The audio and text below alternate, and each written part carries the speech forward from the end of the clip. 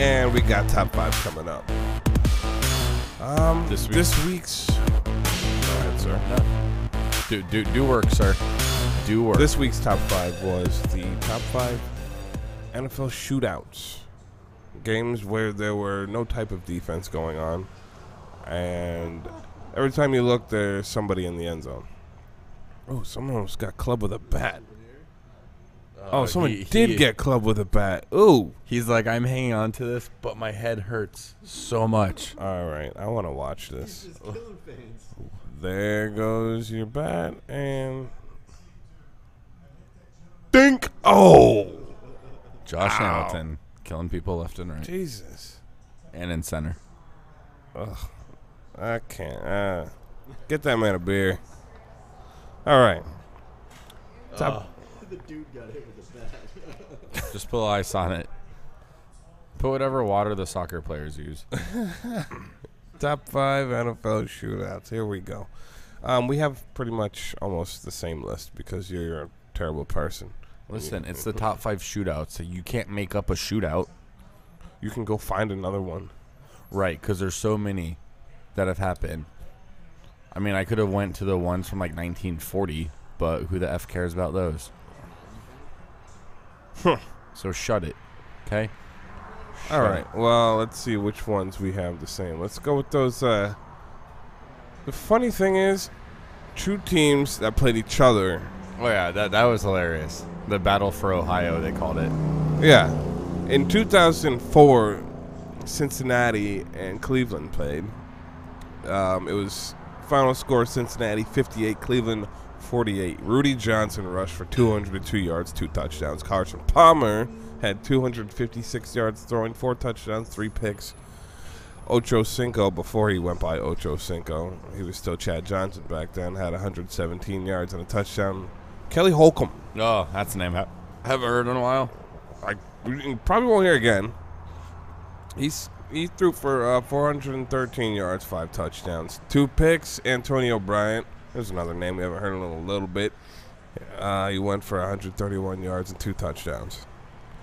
All right, well, I'll have that as my number 5 as well then. Oh, well, why don't you break down the 2007 Battle of Ohio? Okay. So our number 4 is the 2007 Cleveland 51, Cincy 45.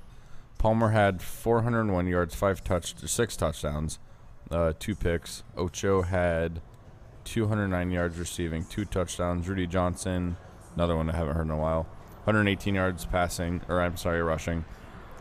Derek Anderson had 326 yards throwing, 5 touchdowns, 1 pick. Jamal Lewis, 208 yards, 1 touchdown. And Braylon Edwards had 2 touchdown catches and 148 yards receiving. Yeah. What a game. And I'm pretty sure I watched one of those.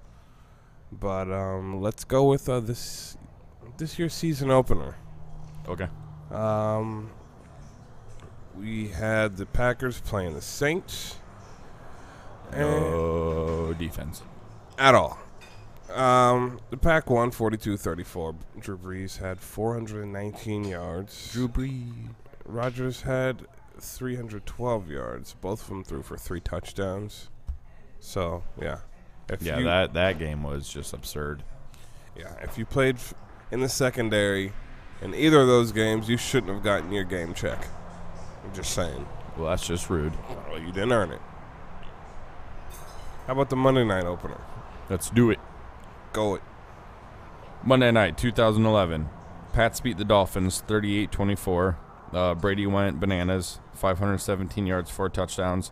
Chad Henne had the game of his career, 416 yards and 2 touchdowns. He's never going to do that again. Never. Well, he has a broken shoulder now and is out for the year, so yeah, at least not this year.